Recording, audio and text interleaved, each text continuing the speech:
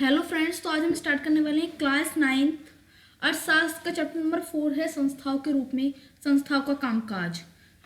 तो हम इसे स्टार्ट करते हैं, बिना कोई टाइम वेस्ट करे स्टार्ट करते हैं वीडियो। तो इसमें हमारा पहला क्वेश्चन है कि लोकतांत्रिक शासन प्रक्रिया में किन संस्थाओं का महत्वपूर्ण योगदान होता है। तो इसमें होता है विधायिका, कार्यपालिका और न्यायपालिका। किनका? विधायिका, कार्यपालिका और न्यायपालिका। नेक्स्ट क्वेश्चन है, प्रमुख नीतिगत निर्णय किसके माध्यम से लिए जाते हैं।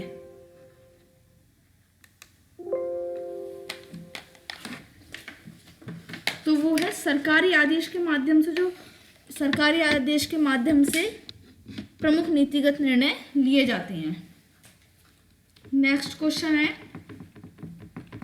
किसी मुच्छे या फिर विषय वस्तु पर लिखित निर्देश क्या कहलाता है। किसी भी मुद्दे पर जो लिखित निर्देश होते हैं वो क्या कहलाते हैं? सरकारी आदेश कहलाते हैं। नेक्स्ट क्वेश्चन हमारा, समक्ष अधिकारी द्वारा हस्ताक्षरित क्या कहलाता है। वो कहता है कार्यालय ज्ञापन। फिफ्थ है हमारा, कार्यालय ज्ञापन जैसा एक सरकारी आदेश कब जारी किया गया? वो किया गया 13 अगस्त 1919 में। फिर नेक्स्ट क्वेश्चन, पिछड़ी जाति आयोग का गठन कब किया गया। तो हमने पढ़ा कि उससे पहला था हमारा कार्यालय ज्ञापन जैसा एक आदेश कब जारी किया गया? वो किया गया 13 नवंबर 1919 में। दूसरा है पिछड़ी जाति आयोग कब बनाया गया? वो बनाया गया 1973 में। नेक्स्ट 7, मंडल आयोग का गठन किसने किया? बीपी मंडल ने। किसने? बीपी मंडल ने। वह कौन है जो राष्ट्र का अध्यक्ष होता है तथा औपचारिक रूप से देश का सबसे बड़ा अधिकारी होता है? राष्ट्रपति। नेक्स्ट है, सरकार का प्रमुख कौन होता है? प्रधानमंत्री।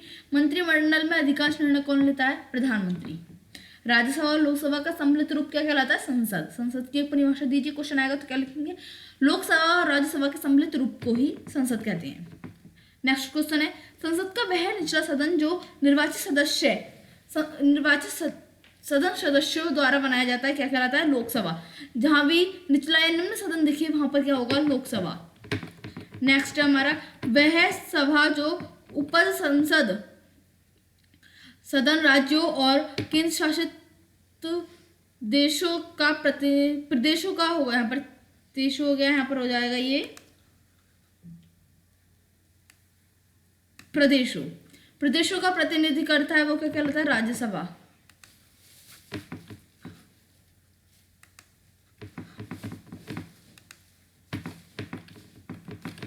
नेक्स्ट क्वेश्चन 14वां, मंत्रिमंडल को किस सभा के सदस्यों के बहुमत का समर्थन प्राप्त होना चाहिए। मंत्रिमंडल को ऐसी कौन सी सभा के सदस्य होते हैं जिनका बहुमत प्राप्त होना ही चाहिए? वो होता है लोकसभा। फिर है हमारा 15वां क्वेश्चन है, वो है राजनीति संस्था में कौन सी संस्थाएं सम्मिलित होती हैं। तो वो है विधायिका, कार्यपालिका और न्यायपालिका। ऐसी कौन सी संस्थाएं हैं जो सभी महत्वपूर्ण नीतिगत फैसले लेती हैं? कैबिनेट संस्था जो है वो सभी नीतिगत फैसले लेती है। उसके बाद है हमारा क्वेश्चन, वह कौन सी संस्था है जहां नागरिक और सरकार के बीच विवाद सुलझाए जाते हैं? सर्वोच्च न्यायालय। सर्वोच्च न्यायालय हमारे देश का कहाँ है? दिल्ली में। और हमारे उत्तर प्रदेश का जो उच्चतम न्यायालय है वो इलाहाबाद यानी कि प्रयागराज में। नेक्स्ट क्वेश्चन 18वां, लोगों का वह समूह जो नियमित अंतराल पर लोगों द्वारा चुना गया होता है वो होता है संसद। नेक्स्ट क्वेश्चन, सरकार पर कौन सी 3 व्यवस्थाओं की जिम्मेदारी है? शिक्षा, सुरक्षा, स्वास्थ्य। जिसमें से सबसे जो हमारा देश की मजबूत है वो सुरक्षा की जिम्मेदारी सबसे ज्यादा है। 20 क्वेश्चन है, 27% आरक्षण देने का फैसला लागू करने का आदेश कौन देता है? वो देता है कैबिनेट। संसद के कितने सदन है? 2, जो मैंने पहले बता दिया। वह कौन सी संस्था है जिसे व्यवस्थापिका या संसद कहते हैं? तो वो है विधायिका। ये क्वेश्चन ऐसे बन जाएगा कि भारत की ऐसी कौन सी संस्था है जिसे विधायिका और व्यवस्थापिका कहते हैं? तो हो जाएगा संसद। 30वां क्वेश्चन, संसदों की जननी किसे कहा जाता है? ब्रिटिश संसद को, क्योंकि ब्रिटिश जो था वो उनका जो राज था वो पूरे यानी कि वर्ल्ड पर रह चुका था, तो उन्होंने ही सबसे पहले ये संसद बनाई थी, इसलिए संसदों की जननी ब्रिटिश संसद को कहते हैं। सरकार के वित्तीय कोष पर किसका नियंत्रण होता है? संसद का।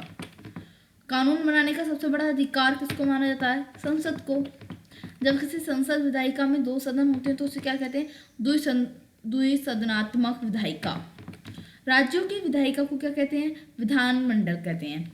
ये क्वेश्चन याद करने के लिए है कि जब किसी संसद में 2 विधायिका होती हैं तो उसे कहते हैं द्विसदनात्मक विधायिका।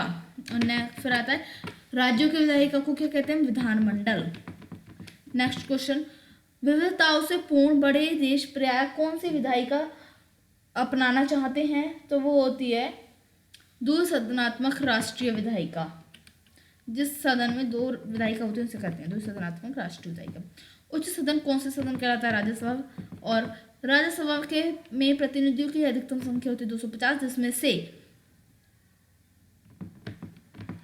वो अगले क्वेश्चन में है, अभी बता दूंगी फिर क्वेश्चन का फायदा नहीं रहेगा, इसलिए नेक्स्ट क्वेश्चन है वो। संविधान के किस अनुच्छेद के अनुसार राज्यसभा में प्रतिनिधियों की अधिकतम संख्या 250 है? वो है अनुच्छेद 80 के अनुसार। लोकसभा में कितने प्रतिनिधि राज्य और संघ के लिए क्षेत्र के प्रतिनिधि होते हैं? 238। और जो 12 इसमें से बचे वो मनोनीत किए जाते हैं। फिर है राज्यसभा के कितने सदस्य राष्ट्रपति द्वारा मनोनीत किए जाते हैं? वो हैं 12 सदस्य। लेकिन हाँ, एक बात है कि लोकसभा और राज्यसभा दोनों में ही मनोनीत करने का जो अधिकार होता है संसद, वो होता है सिर्फ राष्ट्रपति के बाद। कौन से सदस्य राष्ट्रपति के निर्वाचन में, यहाँ पर हो जाएगा ये भाग, ऐसे कौन से सदस्य हैं जो राष्ट्रपति के निर्वाचन में भाग नहीं लेते? वो 12 सदस्य जो राष्ट्रपति उन्हें मनोनीत करता है। राज्यसभा के सदस्य के लिए कम से कम कितने वर्ष की उम्र होनी चाहिए? 30 वर्ष। से इम्पोर्टेंट पॉइंट है। फिर है नेक्स्ट क्वेश्चन, कौन सी संसद को निम्न सदन कहा जाता है? लोकसभा। मैंने पहले बता दिया आपको। लोकसभा के सदस्यों की संख्या कितनी होती है? 550। संविधान के किस संशोधन द्वारा यह तय किया गया है कि लोकसभा में अधिकतम संख्या जो रहेगी वो 550 ही रहेगी?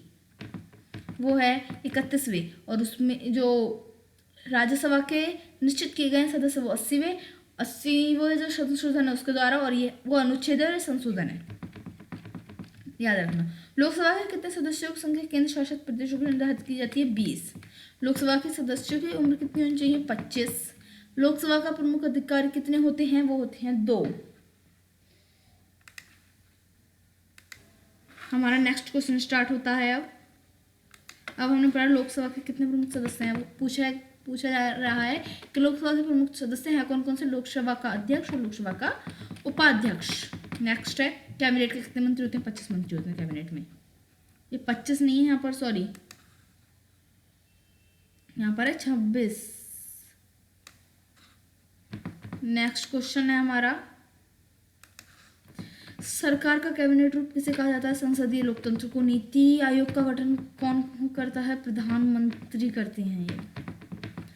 भारत की संघीय कार्यपालिका किस किस से मिलकर बनी होती है? राष्ट्रपति, मंत्री परिषद और प्रधानमंत्री।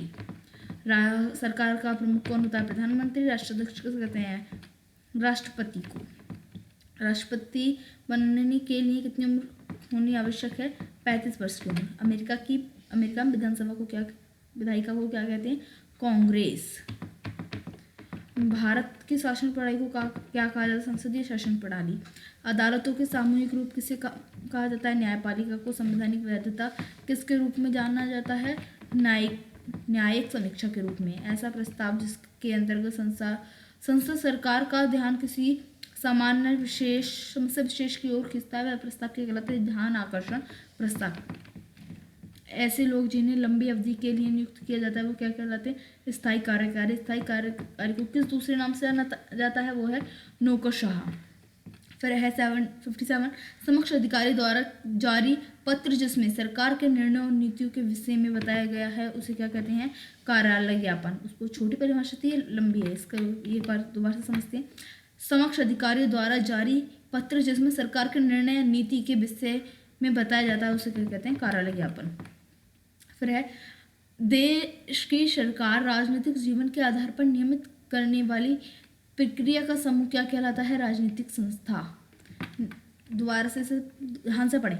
राजनीतिक संस्था किसे कहते हैं? देश की सरकार और राजनीतिक जीवन के आधार को नियमित रूप से करने वाली प्रक्रिया को ही राजनीतिक संस्था कहते हैं।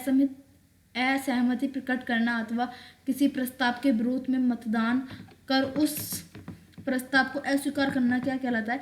निषेधाधिकार। तो आज के हमारे जो मेन क्वेश्चन थे पूरे चैप्टर से वो यहीं पर समाप्त होते हैं। तो बने रहें चैनल पर। जय हिंद, जय भारत।